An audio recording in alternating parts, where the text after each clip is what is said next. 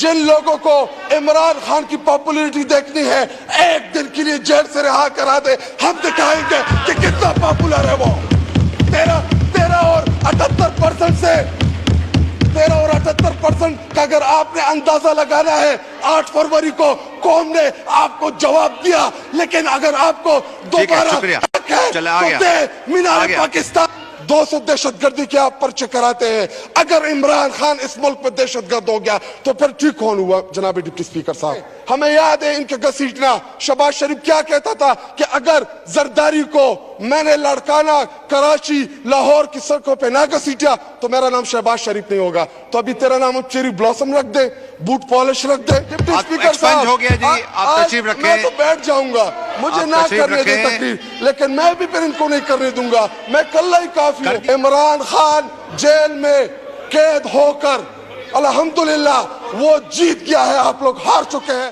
اگر فارم 47 کے ذریعے ادھر موجود ممبران کو ایک کاغذ کے ٹکڑے کے ذریعے ان کو منتخب نہ کیا ہوتا تو آج آپ اس چیئر کے اوپر نہ ہوتے اور نہ ادھر شہباز شریف وزیر اعظم کی کرسی پہ ہوتا. کیوں؟ کیونکہ پاکستانی عوام نے مینڈیٹ عمران خان اور تحریک انصاف کو دیا. اگر ایک کاغذ کے ٹکڑے کے اوپر میرے ملک کے پاکستان 25 کروڑ عوام جنہوں نے ووٹ دیا کاغذ کے ٹکڑے کے اوپر ضرب لگا دی, تو کون کرے گا اس ایوان کو, کون اہمیت دے گا اس ایوان کو, کون سرے گا اس ایوان کی بات کو؟ اور جب آپ کے پاس اخلاقی جرات نہ ہو, جب آپ کے پاس مورل گراؤنڈز نہ ہو, جب یہ بات کریں گے تو اگلوں نے کیا کہنا ہے کہ جی چپ کر, فارم 47 کے ذریعے تجھے میں نے بنایا, تجھے عوام نے ووٹ نہیں دیا. کیسے چلے گا میرا یہ ملک, کیسے آگے بڑھے گا میرا یہ ملک؟ کیونکہ ان کے پاس اختیار ہی نہیں ہے. اور صرف 4-5 ادھر انہوں نے چھوڑی ہوئے, اور ادھر وہ افنڈرین جو ادھر سے گیا ہے, ابھی میرے بارے میں اس نے ایک بات کی ڈپٹی اسپیکر صاحب کہ یہ داڑھی والا, الحمدللہ میری داڑھی ہے, اور داڑھی جو ہے یہ سنت ہے, تمام انبیاء کرام کی مستقل سنت ہے. اس نے کہا کہ داڑھی والے نے کرنل شیر خان کا مجسمہ اٹھایا ہوا تھا.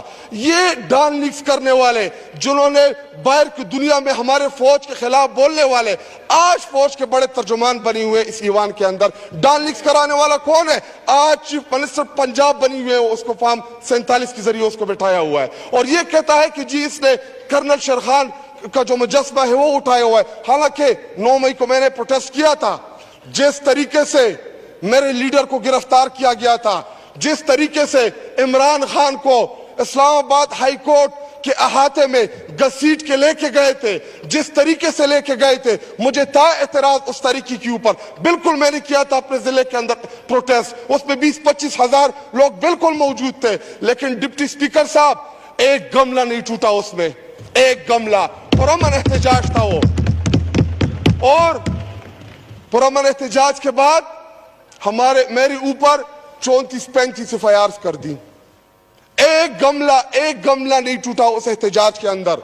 لیکن مقصد کچھ اور تھا. 9 مئی اس لیے ہم کہتے ہیں کہ 9 مئی ایک بہانہ تھا, عمران خان اور تحریک انصاف نشانہ تھا.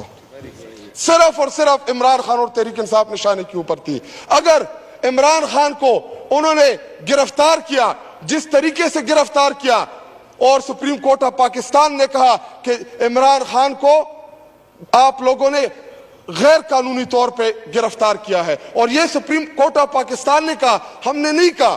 لیکن اس کے بعد جب عمران خان کو رہا کیا گیا, تقریباً 5-6-7 دن تک ان کی رہائی کے بعد جو ظلم, جو جبر ریاست نے تحریک انصاف کے ورکرز کے خلاف کیا, تحریک انصاف کی لیڈرشپ کے خلاف کیا, وہ 8-9 مہینے, اللہ کسی کو بھی وہ 8-9 مہینے نہ دکھائے جو تحریک انصاف کے ورکرز اور لیڈرشپ کے اوپر جو ظلم ہوا, جس طریقے کے ساتھ ہوا, اللہ نہ کرے کہ وہ ان کے اوپر آئے.